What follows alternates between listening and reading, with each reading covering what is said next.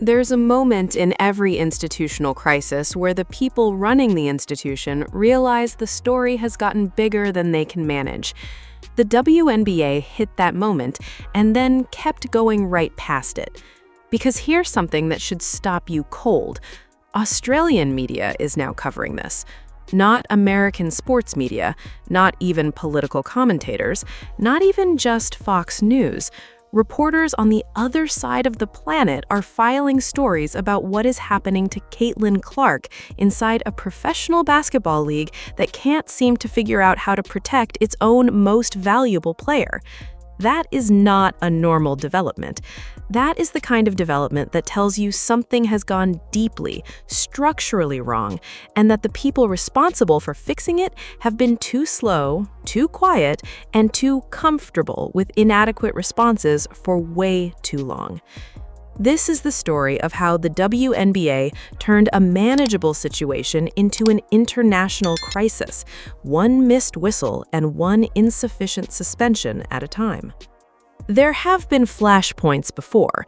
Anyone who has followed Caitlin Clark's time in the WNBA knows the pattern: physical contact that crosses a line, officiating that looks the other way, a response from the league that feels carefully calibrated to do the minimum required and nothing more. But what happened most recently was different in scale and in visibility and in the reaction it produced. Clark was struck during a game, on national television, with referees in direct lines of sight to what occurred, and play continued without intervention.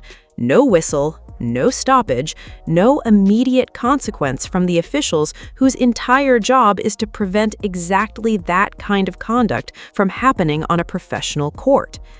The league eventually responded. Alyssa Thomas received a one-game suspension. One game for conduct that national news outlets are now describing without hesitation and without softening the language as an assault that occurred in full public view. And the reaction to that single-game suspension wasn't relief that the league had acted, it was disbelief that this was considered sufficient.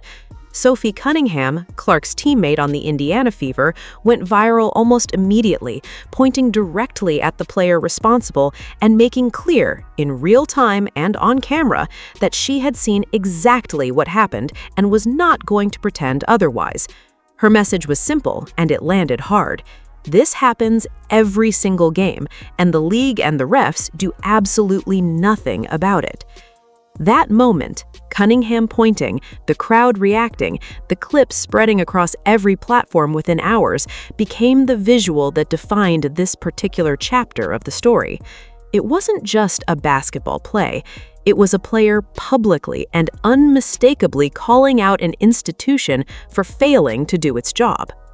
Here's what makes the situation so much larger than any single incident.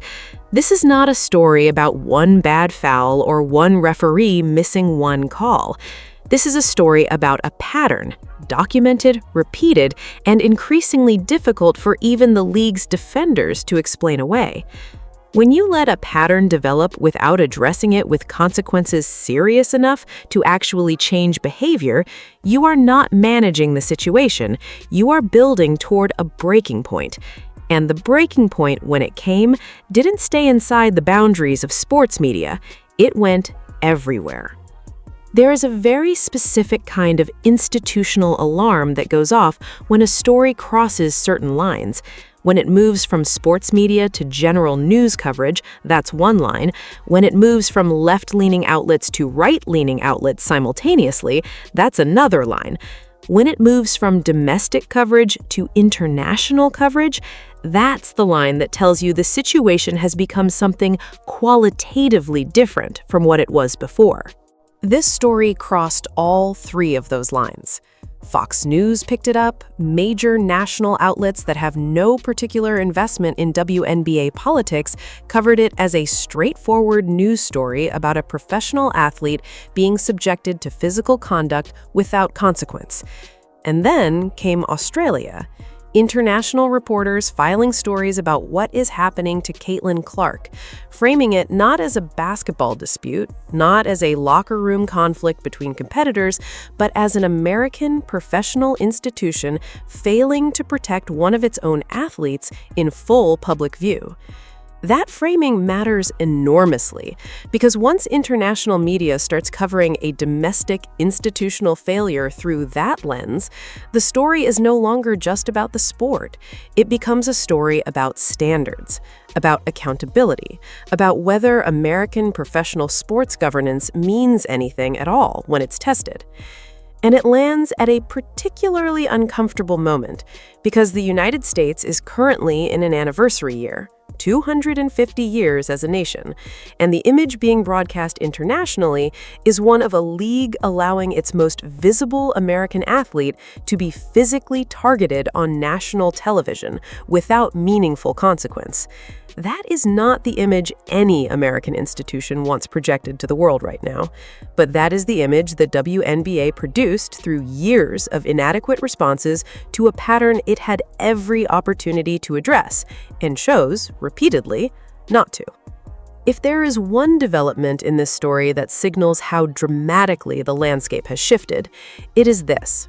Dan Dockich publicly called out the Indiana Fever's front office for failing to protect Caitlin Clark. Read that again and let it register. Dan Dockich, who has been among the most persistent and consistent critics of Clark's supporters throughout this entire situation, who has a publicly acknowledged close relationship with head coach Stephanie White, whose commentary on Clark-related controversies has historically aligned with the institutional positions that minimized those concerns rather than amplified them, has now arrived at a public position where he is criticizing the organization for not doing enough to keep her safe. That is not a small thing. That is a seismic shift in the commentary landscape. When the people who have spent an entire season defending the institutions surrounding Clark begin publicly acknowledging that those institutions have failed her, the argument that this is just partisan noise from a specific corner of sports media becomes impossible to sustain. This is not Clark's most devoted supporters saying the league let her down. This is someone who has been institutionally aligned with the other side of this conversation saying the same thing. There is a specific kind of pressure that produces institutional responses when nothing else has, and that pressure is convergence. When criticism comes only from one direction, institutions can dismiss it as ideological or motivated. When criticism starts coming from multiple directions simultaneously from people who do not share a common framework or fan loyalty or political alignment, that is the kind of pressure that is very difficult to absorb without responding. The Fever's front office, including General Manager Amber Cox, now faces scrutiny not just from Clark's supporters, but from commentators who spent this entire season skeptical of those supporters' concerns. That convergence is new, and it is not going away. There is a dimension to the story that has been circling the edges of the discourse since Clark arrived in the league, and it has now moved from the edges into the center of the conversation in ways that are uncomfortable for everyone involved. Commentators, including some with national platforms, have made the argument that the targeting of Caitlin Clark has racial and cultural underpinnings, that she is a white, heterosexual woman entering a league whose power structure and identity have been shaped predominantly by Black women, and the hostility she has encountered reflects tensions that go beyond competitive rivalry or rookie hazing. These are claims being made publicly, on major platforms, by commentators with significant audiences. They are being presented as analysis of what is driving the pattern of treatment Clark has received. And it would be dishonest to cover the story without acknowledging that these claims exist and that they are generating serious engagement and serious debate. What those claims represent in terms of verified fact versus interpretation and speculation is genuinely contested. Framing something as racially motivated is a serious allegation, and the honest position is that the motivations of individual players and league officials are not something any outside observer can definitively establish. What is not contested is that the discourse surrounding this situation has become, by multiple accounts, genuinely ugly. Racist and hateful comments directed at Alyssa Thomas on social media, comments being made in what some describe as defense of Clark, have been condemned widely, including by people who believe Clark has been treated unfairly. Whatever legitimate concerns exist about how Clark has been handled, the toxicity that has attached itself to this story serves no one and damages everyone the discourse touches. Clark herself, by all accounts, does not want to see other players in the league targeted with that kind of hatred on her behalf. The conversation that needs to happen about officiating standards, player safety, and institutional accountability is being made harder by the noise surrounding it. And that noise has real victims who are not Caitlin Clark. Step back from the individual incidents for a moment and look at what the WNBA actually had on its hands when Caitlin Clark arrived. The league had spent decades trying to grow its audience, expand its commercial footprint, and generate the kind of cultural relevance that sustains a professional sports organization long-term. It had talented players, it had passionate existing fans. What it did not have was the kind of breakout crossover appeal that turns a niche sports property into something the general public engages with at scale. Clark provided that, almost immediately and almost completely on her own. She brought audiences that had never watched women's basketball before. She generated media coverage that the league couldn't have purchased. She filled arenas in cities where attendance had been a persistent struggle. She moved merchandise, she drove sponsorship conversations. She became, in a very short period of time, the most commercially transformative player the league had ever seen. And she did it while still developing as a professional athlete in a league where she was, in many competitive respects, still learning. The responsible institutional response to that kind of asset is not complicated. You build a protective framework around it. You ensure that the playing environment reflects the understanding of what she represents and what the league stands to lose if she is damaged, diminished, or driven away. You make it unmistakably clear through your officiating standards, your disciplinary decisions, and your public communications that you understand the stakes and are prepared to act accordingly. What happened instead was the opposite of that at every level. The officiating failed, the disciplinary responses were insufficient, the organizational structures surrounding her at Indiana generated sustained and serious public concern, and the commissioner's office responded to all of it with the institutional equivalent of indifference. A one-game suspension after an incident being described internationally as an assault, and carefully worded statements designed to minimize rather than address.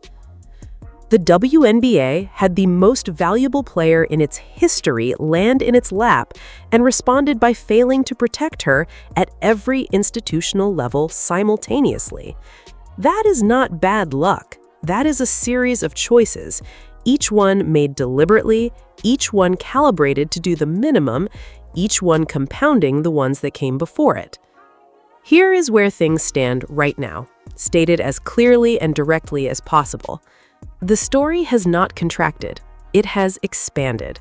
It has crossed borders, political affiliations, and ideological lines in media to become something that no single institutional narrative can contain or redirect. The WNBA's strategy of minimizing the disciplinary response and hoping the news cycle moves on has failed completely and visibly. Fox News is covering it. Australian media is covering it. Commentators who spent this entire season defending institutional positions that minimized Clark's concerns are now publicly criticizing the organization for failing to protect her. There are credible voices in serious media spaces making the argument that this situation demands a response from the highest levels of American political leadership. And that argument is gaining genuine traction. The league had opportunities at every stage of this situation to get ahead of it, to respond with the seriousness the pattern demanded, to demonstrate through action rather than carefully managed language that it understood what was at stake and was prepared to protect it.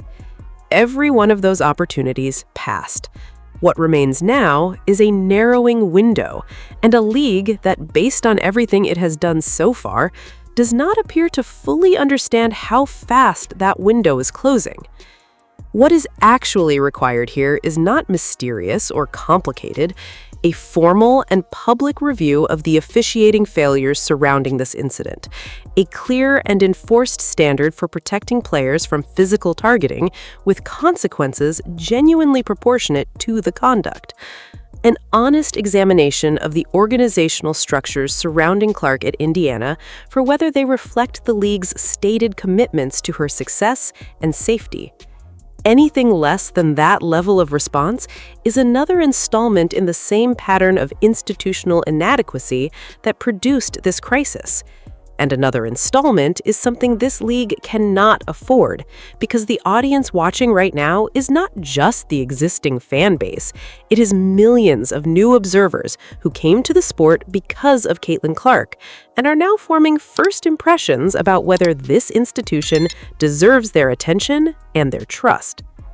First impressions formed in crisis are not easily revised. They establish the framework through which everything that follows gets interpreted. The WNBA is currently forming those first impressions for a massive new audience, and what that audience is seeing is not an institution rising to the moment, it is an institution hoping the moment passes. The world is not waiting for a carefully worded statement. It is not waiting for another one-game suspension. It is waiting to see whether this league is capable of protecting the athlete who saved it, or whether it will keep choosing institutional comfort over honest accountability until there's nothing left worth protecting. And right now, based on everything that has happened, the answer to that question is not obvious. That should terrify everyone running this league, because it's already terrifying everyone watching it.